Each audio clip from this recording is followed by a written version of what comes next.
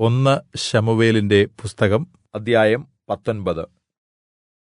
Shaul തന്റെ മകനായ യോനാഥാനോടും സകലഭൃത്യന്മാരോടും ദാവീദിനെ കൊല്ലണം എന്ന് കല്പിച്ചു. എങ്കിലും ശൌലിന്റെ മകനായ യോനാഥാന് ദാവീദിനോട് വളരെ ഇഷ്ടമായിരുന്നതുകൊണ്ട് യോനാഥാൻ ദാവീദിനോട്, എന്റെ അപ്പനായ ശൌൽ നിന്നെ കൊല്ലുവാൻ നോക്കുന്നു. അതുകൊണ്ട് നീ രാവിലെ വരെ കരുതിയിരിക്കുക. അതിനുശേഷം രഹസ്യമായി ഒളിച്ചിരിക്ക. ഞാൻ എന്റെ അപ്പന്റെ അടുക്കൽ നിന്നെക്കുറിച്ച് സംസാരിക്കും. ഞാൻ ഗ്രഹിക്കുന്നത് നിന്നെ അറിയിക്കാം എന്ന് പറഞ്ഞു. അങ്ങനെ യോനാഥാൻ തന്റെ അപ്പനായ ശൌലിനോട് ദാവീദിനെക്കുറിച്ച് നല്ല കാര്യങ്ങൾ സംസാരിച്ചു. രാജാവ് തന്റെ ഭൃത്യനായ ദാവീദിനോട് ദോഷം ചെയ്യരുതേ. അവൻ നിന്നോട് ദോഷം ചെയ്തിട്ടില്ല. അവന്റെ പ്രവൃത്തികൾ നിനക്ക് ഏറ്റവും ഗുണകരമായിരുന്നതേ ഉള്ളൂ. അവൻ തന്റെ ജീവനെ ഉപേക്ഷിച്ചുകൊണ്ടാണല്ലോ ആ ഫെലിസ്ത്യനെ സംഹരിച്ചത്. അങ്ങനെ യഹോവ എല്ലാ യിസ്രായേലിനും വലിയ രക്ഷ വരുത്തുകയും ചെയ്തു. നീ അത് കണ്ട് സന്തോഷിച്ചു. അതുകൊണ്ട് നീ വെറുതെ ദാവീദിനെ കൊന്ന് കുറ്റമില്ലാത്ത രക്തം ചൊരിഞ്ഞ് പാപം ചെയ്യുന്നത് എന്തിന്? യോനാഥാന്റെ വാക്കുകേട്ട് യഹോവയാണ് അവനെ കൊല്ലുകയില്ല എന്ന് ശൌൽ സത്യം ചെയ്തു. പിന്നെ യോനാഥാൻ ദാവീദിനെ വിളിച്ച് കാര്യമെല്ലാം അറിയിച്ചു. യോനാഥാൻ ദാവീദിനെ ശൌലിന്റെ അടുക്കൽ കൊണ്ടുവന്നു. അവൻ പഴയതുപോലെ അവന്റെ സന്നിധിയിൽ നിൽക്കുകയും ചെയ്തു. പിന്നെയും യുദ്ധമുണ്ടായപ്പോൾ ദാവീദ് ഫെലിസ്ത്യരോട് യുദ്ധം ചെയ്ത് അവരെ കഠിനമായി തോല്പിച്ചു. അവർ അവന്റെ മുമ്പിൽ നിന്ന് ഓടി. യഹോവയുടെ അടുക്കൽ നിന്ന് ദുരാത്മാവ് പിന്നെയും ശൌലിന്റെ മേൽ വന്നു. അവൻ കയ്യിൽ കുന്തവും പിടിച്ച് തന്റെ അരമനയിൽ ഇരിക്കുകയായിരുന്നു. ദാവീദ് കിന്നരം വായിച്ചുകൊണ്ടിരുന്നു. അപ്പോൾ ശൌൽ ദാവീദിനെ കുന്തം കൊണ്ട് ഭിത്തിയോട് ചേർത്ത് കുത്തുവാൻ നോക്കി.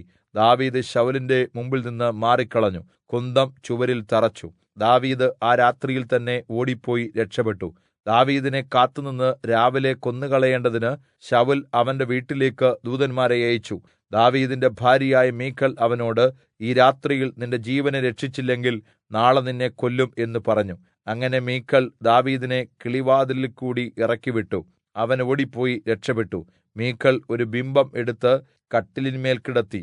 അതിന്റെ തലയിൽ കോലാട്ടുരോമം കൊണ്ടുള്ള മൂടിയുമിട്ട് ഒരു വസ്ത്രം കൊണ്ട് പുതപ്പിച്ചു.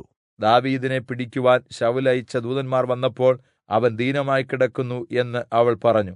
എന്നാൽ ശൌൽ, ഞാൻ അവനെ കൊല്ലേണ്ടതിന് കിടക്കയോടുകൂടി എന്റെ അടുക്കൽ കൊണ്ടുവരുവീൻ എന്ന് കല്പിച്ചു.